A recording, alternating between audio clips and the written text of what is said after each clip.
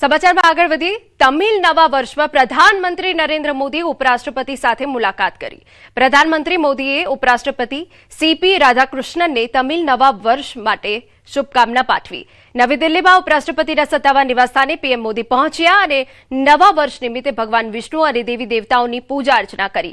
બંને સાથે મળીને આરતી પણ કરી, જેના દ્રશ્યો અમે આપને બતાવી રહ્યા છે।